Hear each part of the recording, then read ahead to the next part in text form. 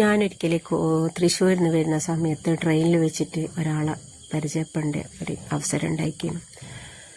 അപ്പോൾ ആളെൻ്റെ അടുത്ത് ചോദിച്ച് എന്നാ ചെയ്യുന്നത്, എന്തെങ്കിലും ബിസിനസ് ചെയ്യുന്നുണ്ടോ, എവിടുന്ന വരുന്ന കാര്യങ്ങളെല്ലാം ചോദിച്ച്. പരിചയപ്പെടുവാനുണ്ടായ എന്തിനാന്ന് ചോദിച്ചാൽ, അതായത് നമ്മൾ സീറ്റ് ബുക്ക് ചെയ്തിട്ടേനും പോയത്. എൻ്റെ കൂടെയുള്ള രണ്ടാൾക്കും സീറ്റ് കിട്ടി, എനിക്ക് സീറ്റില്ല. എൻ്റെ സീറ്റ് നമ്പർ നോക്കി ഞാൻ പോയി. അപ്പോൾ അവിടെ എത്തി TTR വന്നേരം എൻ്റെ അടുത്ത് പറഞ്ഞു നിങ്ങൾ വെയിറ്റിങ്ങിലുള്ളത് പറഞ്ഞു.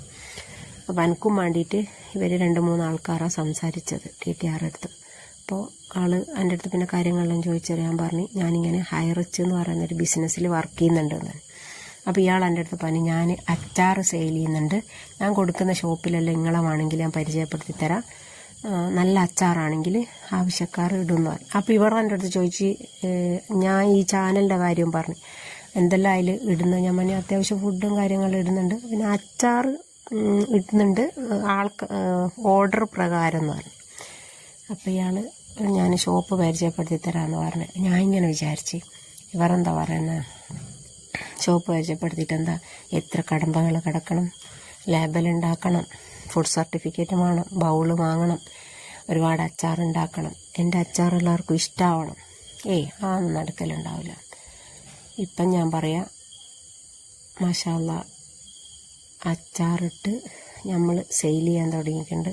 ഈ പറഞ്ഞ ഫുഡ് സർട്ടിഫിക്കറ്റ് റെഡിയായി, ലേബൽ റെഡിയായി, ബൗള് റെഡിയായി, എല്ലാം റെഡിയായി. അത് മാത്രമല്ല എൻ്റെ മോനിന്ന് എന്തിലാണോ കൂടുതൽ ഫോക്കസ് ചെയ്യുന്നതെന്ന് ചോദിച്ചാൽ അത് അച്ചാറിലാണ്. എനിക്ക് അത്ര ഇഷ്ടമായി ഈ ഒരു ബിസിനസ് തുടർന്ന് കൊണ്ടുപോകാൻ.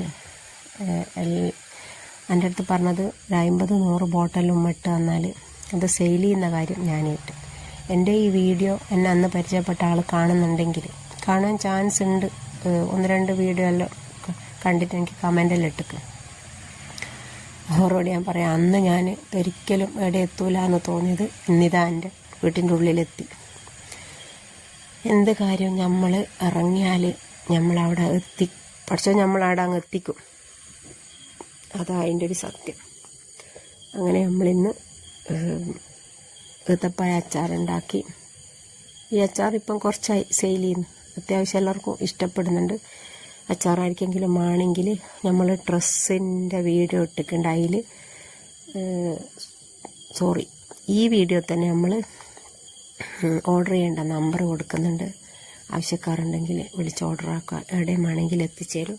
അപ്പോൾ ഇന്നത്തെ വീഡിയോ ഇത്രയൊക്കെ തന്നെയുള്ളൂ. വീഡിയോ ഇഷ്ടമായാൽ ലൈക്ക് ചെയ്യുക, ഷെയർ ചെയ്യുക, സബ്സ്ക്രൈബ് ചെയ്യുക. ഓക്കെ.